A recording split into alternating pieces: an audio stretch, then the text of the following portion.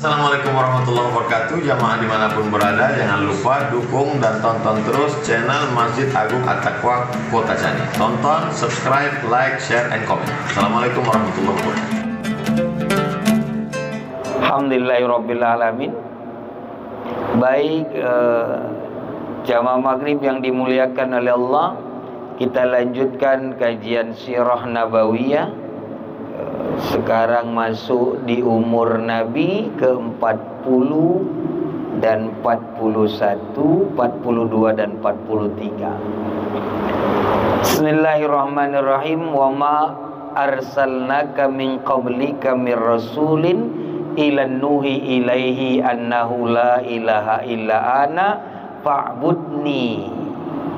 Ini adalah dalil bahwa Nabi diangkat jadi Rasul dengan wahyu.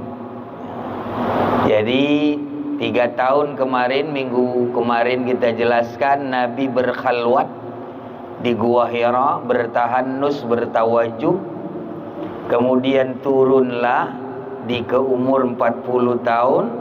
Ini Nabi diangkat menjadi Rasul. Ada riwayat yang khilafiyah, ada yang mengatakan ini di umur 40 diangkat jadi nabi, ada juga yang mengatakan justru sebelum penciptaan alam itu sudah jadi nur nubuwah. Nah, bedanya penengahnya adalah kalau diutus menjadi rasul itu di 40, tetapi ruhun nabi, yang dimaksud ruhnya bukan kenabiannya, itu memang sudah ada 700.000 tahun sebelum alam. Jadi kalau ada yang menyatakan diutusnya kapan, lalu berdebat 40 tahun, atau ada ahli tarekat menjawab nanti ndak di umur 40. Nah, ini penengahnya adalah ruhun nabi sebelum alam, tapi diutus sebagai nabi di umur 40. Nah, itu sirah yang di umur nabi ke-40. Kemudian setelah itu ada umur di umur 41, 42 dan 43, 3 tahun ini adalah masa-masa kelam, masa-masa perjuangan dakwah sir.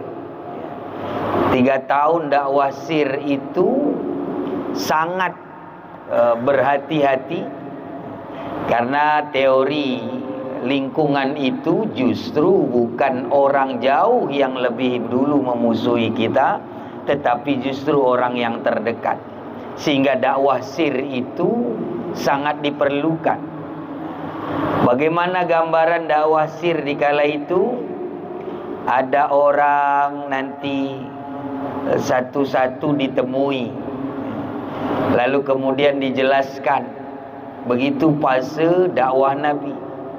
Dan dicatat dalam sirah, dalam tarikhul Islam, ada beberapa nama yang populer, nama yang sangat terkenal. Salah satunya, siapa perempuan yang pertama masuk Islam? Khadijah binti Khuwailid Al-Kubra. Kemudian dari budak Zaid bin Harisah. Kemudian dari anak-anak Ali bin Abi Thalib. Kemudian dari pria dewasa atau tua Abu Bakar Siddiq radhiyallahu an. Lalu dari Abu Bakar ini mengajak Utsman bin Affan, Zubair bin Awam, Abdurrahman bin Auf, Sa'ad bin Abi Waqqas, dan Talhah bin Ubaidillah. Ini namanya, kalau istilah sahabat, memang semua itu kan jadi sahabat. Tapi yang pertama ini ada 2 istilah. Yang pertama namanya as-sabiqunal awwalun, orang-orang yang pertama masuk Islam, tidak lebih 60 orang jumlahnya. Sahabat awalin, as-sabiqunal awwalun, orang yang pertama itu ada 60 orang. Nanti ada namanya sahabat sejati. Sahabat sejati dalam istilah Arabnya hawariyun. Hawariyun itu ada 12 orang biasanya. Dari zaman Isa ada 12. Istilah Injil apa ya? Saya lupa. 12 yang Barnabas, Markus, Matius itu hawariyun. Itu sahabat dekat. Ada yang dibedakan dengan sahabat dengan teman. Namanya hawariyun. Hawariyun itu lebih dekat ketimbang as-sabiquna awwalun. Nah, ini contoh-contoh sahabat Rasulullah ketika di umur dakwah sir. Ada 2, as-sabiquna al-awwalun, kemudian ada juga hawariyun. Begitulah keadaan dakwah sir itu. Salah satu contoh dakwah sir, solat dilempari, kemudian ngumpul-ngumpul, diintip, diintelin. Nah, itu masa-masa dakwah sir. Nah, salah satunya yang populer, yang biasa diperdebatkan oleh kita sampai di Kutacani ini, kenapa wanita tidak sholat berjamaah di masjid? Hadis itu dakwah sir. Sunnah itu sunnah ketika dakwah sir. Maka ketika Khalifah Umar bin Khattab radhiyallahu an itu sudah mulai melonggarkan, kalau bahasa kita, fatwa itu. Karena asbabul wurud, Nabi mensunnahkan sebaik-baik wanita sholat di rumahnya. Dan yang sebaik-baik wanita yang sholat di rumahnya adalah sholat di dalam kamarnya. Itu didakwah sir. Karena kalau dia keluar sudah ada Abu Sufyan, Abu Jahal, Abu Lahab, Abu itu sudah ngintip, ditangkap, dijahatin. Itulah bahayanya di waktu itu. Nah, ini dakwah sir nih populer dalam surah Toha, bahwa termasuk Sayyidina Umar bin Khattab radhiyallahu an belum masuk Islam, bagaimana memukul adiknya yang sedang membaca diam-diam Al-Quranul Karim. Dan ini rahasia-rahasia di dakwah sir itu. Namanya juga sir, dakwah rahasia. Ini fase 3 tahun umur Nabi di 41, 42, 43. Kenapa? Karena risalah yang dibawa ini bukan sembarangan. Di tengah-tengah jahiliyah, yang baik Yahudinya, Nasraninya, Majusinya menunggu dari Bani Israel, berharap Nabi terakhir itu adalah dari Bani Israel. Kok langsung tiba-tiba muncul misalnya di Makkah? Maka ini yang membahayakan. Maka dimulai dengan dakwah sir itu. Kemudian lebih kelam lagi di usia Nabi 44 tahun sampai 53 tahun. Ini sudah mulai ada perlawanan yang luar biasa dari kafir Quraisy. Salah satu contohnya, jamaah haji dihadang untuk mendengar dakwah Nabi, dihalang-halangi. Lalu kemudian ada pembunuhan karakter. Sampai lahir ada namanya ayat kodok yang menyaingi tentang wadduha. Wadduha wal laili idza saja.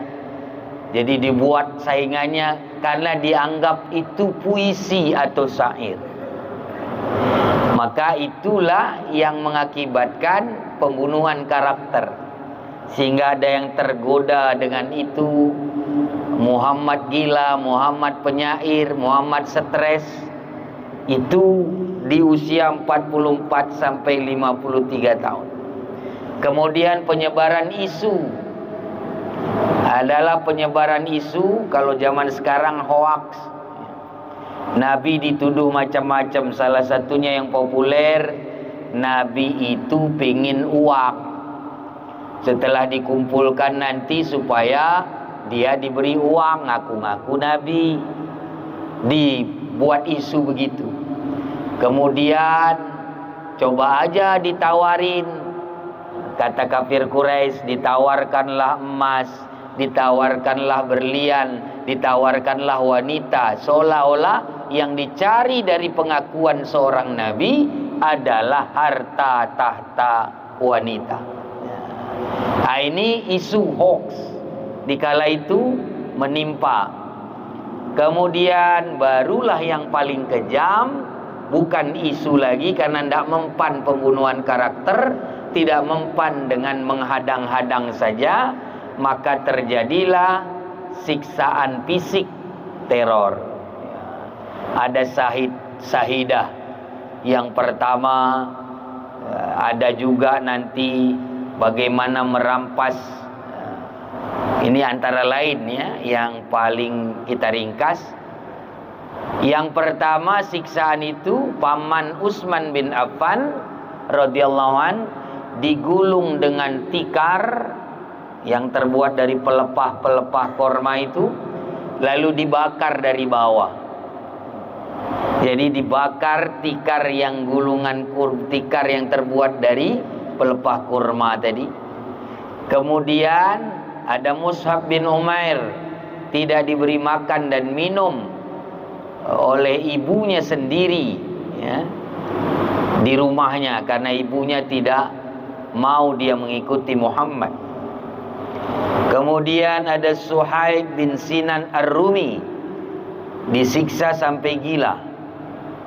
Ada Bilal bin Rabah yang disiksa dengan batu yang panas di terik hari, kemudian dikerumuni oleh anak-anak kafir Quraisy, yang itu jadi mainan kafir Quraisy. Kemudian ada juga Ammar bin Yasir disiksa satu keluarga. Ada Sumayyah, wanita mati syahid yang pertama, ditombak oleh Abu Jahal. Kemudian ada Abu Fukaihah dijemur dan diikat dengan rantai besi sampai hilang ingatan juga. Kemudian ada Khabbab bin Al-Aris disiksa dengan api. Itu di usia Nabi 45 tahun. 53 tahun. Kemudian ada umur 46 tahun Hamzah dan Sayyidina Umar masuk Islam. Kemudian ada umur 47 tahun kaum kafir memboikot. Tidak boleh berdagang, tidak boleh jualan, tidak boleh transaksi dengan umat muslim. Kemudian umur 50 tahun boikot diakhiri. Khadijah dan Abu Thalib wafat. Itu di umur Nabi 50 tahun. Nabi dilempari di Taif umur 50 tahun. Terjadi Isra Mi'raj 50 tahun.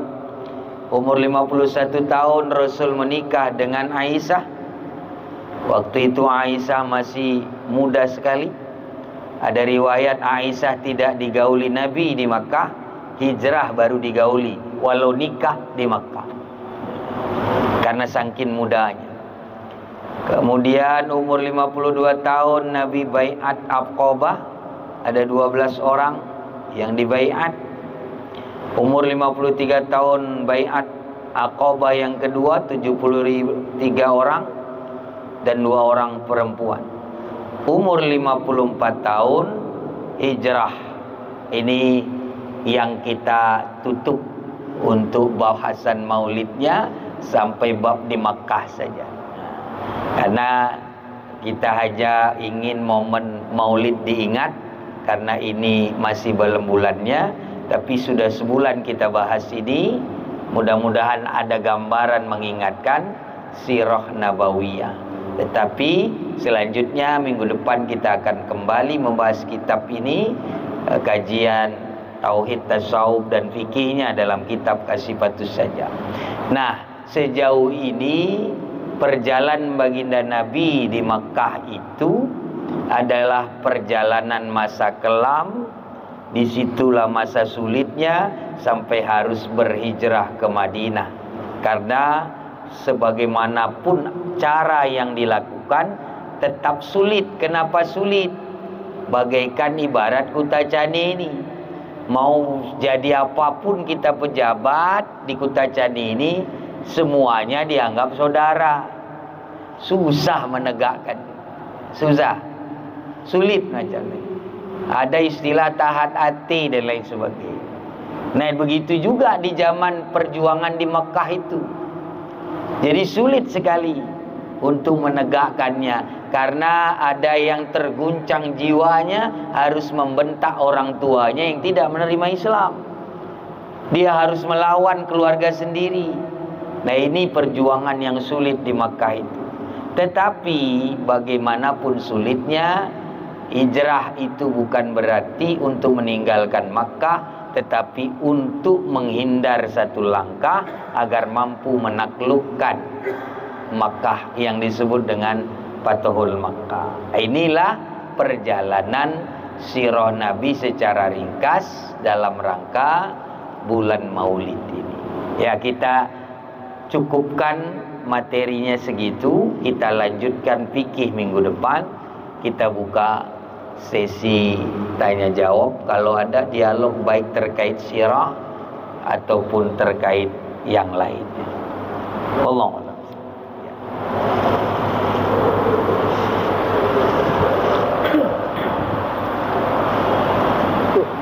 Mana dengar dulu.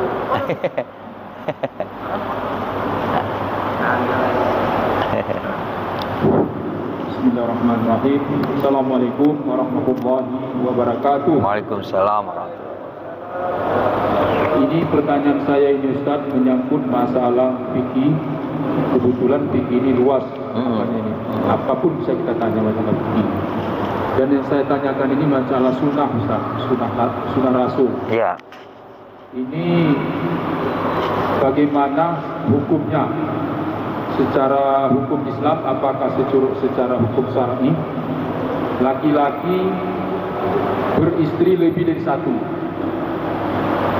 Ini sikit-sikit kalau sudah laki-laki beristri dari satu, lebih dari satu, sunnah Rasul, katanya sunnah Rasul, istri sunnah Rasul. Padahal banyak sunnah Rasul yang lain.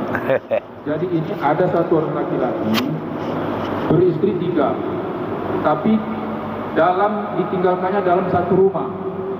Bagaimana hukumnya secara hukum Islam? Laki-laki mempunyai 3 istri, tinggal di bawah satu atap. Ya. Bagaimana hukumnya secara Islam? Ya. Dan satu lagi, ada juga jawaban dari ustaz lain, bisa satu rumah tapi lain kamar katanya. Tidak masalah katanya. Nah, inilah mohon penjelasan Ustaz. Ya.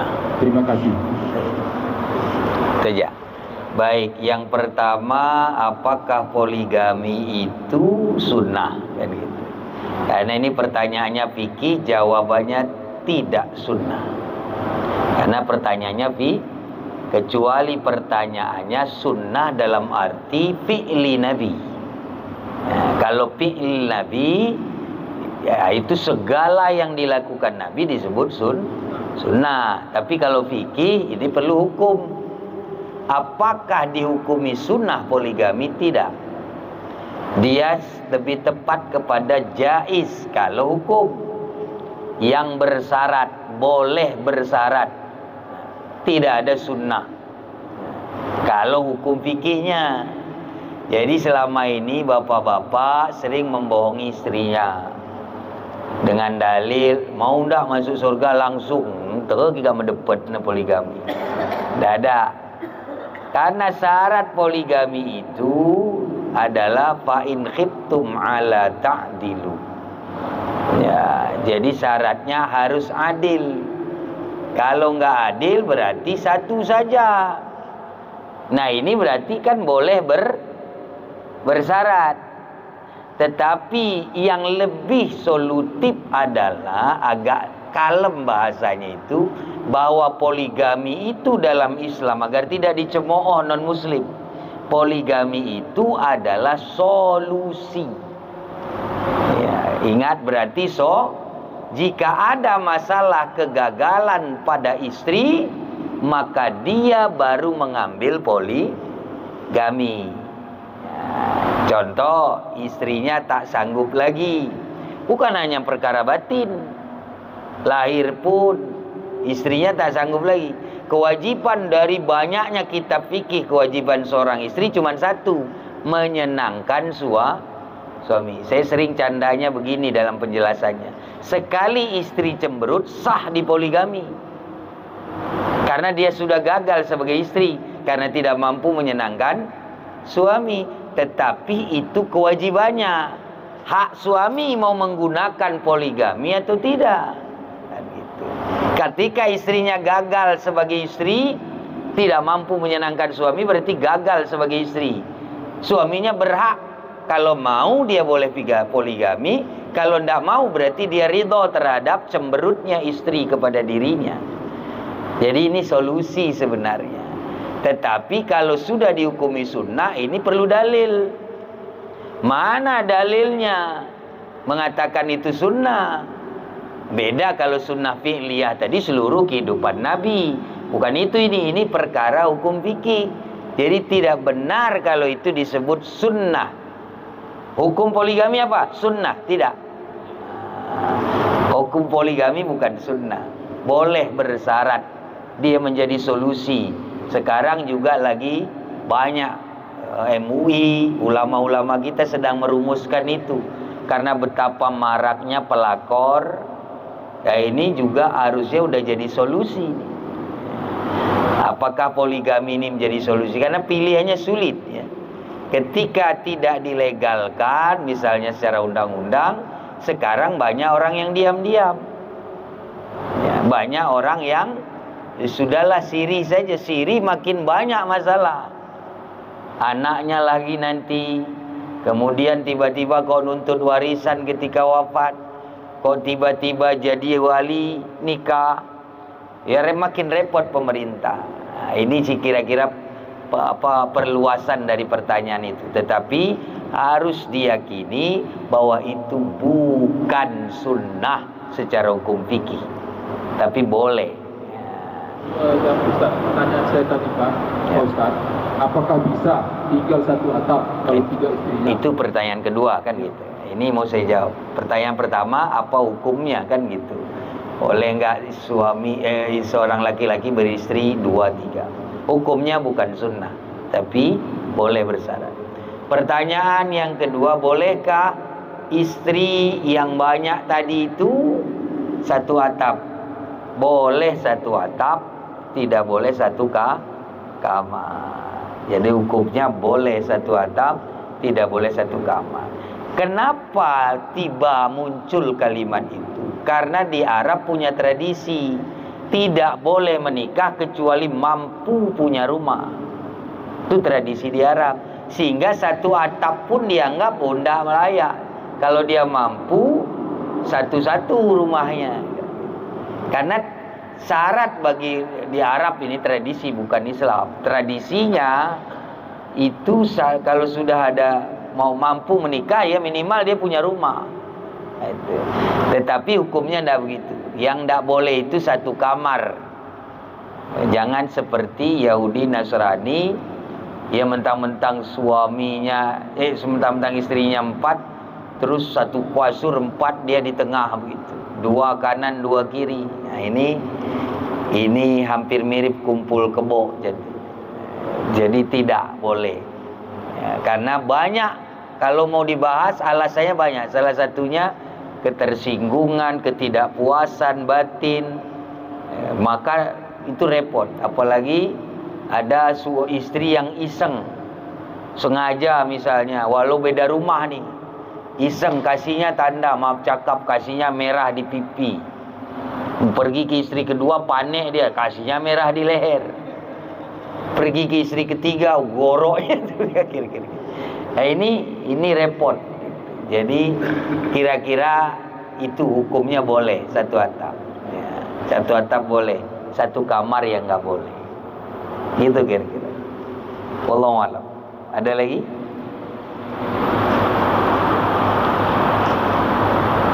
Kalau nggak ada, ini pertanyaan saya satu lagi Ustaz. Boleh. Sahabat Nabi itu ada 4. Ya, khalifah. Sampai sekarang saya tidak tahu itu. Utsman bin Affan, Umar bin Khattab, Ali bin Abi Thalib. Abu Bakar ini nggak tahu saya. Bin apa dia?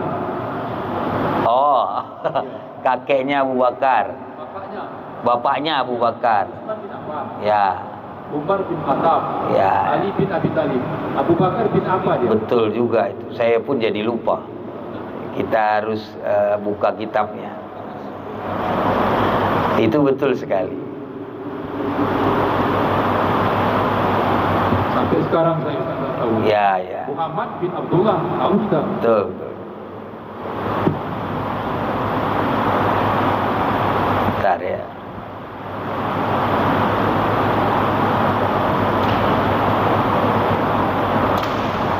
Karena jarang diingat-ingat. Bin Utsman bin Amir, Abu Bakar bin Utsman bin Amir. Itu ayah daripada Sayyidina Abu Bakar. Abu Bakar bin Utsman bin Amir. Itu ya. Bin Utsman bin Amir. Kakeknya Abu Bakar Amir. Jarang memang disebutkan. Jarang. Jarang sekali karena Karena waktu itu Abu Bakar itu orang tuanya masih apa? Masih bukan Islam. bukan begitu. Alasannya begini. Yang populer dari zaman Nabi, padahal sebelum peristiwa Isra Mi'raj itu Abu Bakar itu dikenal Abu Bakar bin Utsman. Selesai pulang dari Isra Mi'raj, semua mencemooh Nabi, banyak yang murtad, tidak percaya peristiwa Isra Mi'raj. Hanya Abu Bakar seorang yang mengatakan, saya tidak perlu dengar ceritanya. Kalau betul itu dari Muhammad, saya percaya. Nah, as-siddiqnya lebih terdengar ketimbang gelarnya lebih terdengar ketimbang nama belakang atau nama ayahnya. Padahal tradisi Arab pasti binnya itu lebih dikenal. Jarang yang mengenal nama, justru lebih mengenal ayah. Bukan kita ini misalnya, tidak dikenal nama kita ini. Tradisi Arab tuh lebih dikenal nama ayah. Tapi karena peristiwa ini, Abu Bakar Siddiq langsung dikenal dengan siddiqnya yang dilekatkan. Ya, itu kalau dulu Abu Bakar bin Utsman. Ya, kira-kira begitu. Ya, sama-sama. Wallahu a'lam. Ada lagi? Masih ada waktu? Kalau di HP saya sudah habis, tapi ya cukup. Kalau tidak ada, kita cukupkan. Kita lanjutkan minggu depan dengan kajian kembali kepada kajian fikih Thaharah. Mudah-mudahan menjadi wasilah cinta baginda Nabi, karena kita mendengar kisah beliau supaya tidak hilang semangat, karena Rasulullah selalu jadi teladan kita, uswatun hasanah insyaallah. Amin. Mohon maaf atas segala kurangan. Hadanallahu wa iyyakum ajma'in. Wallahu muwaffiq ila aqwamit thoriq. Wallahu musta'an ila sabilir rahman. Wassalamualaikum warahmatullahi wabarakatuh.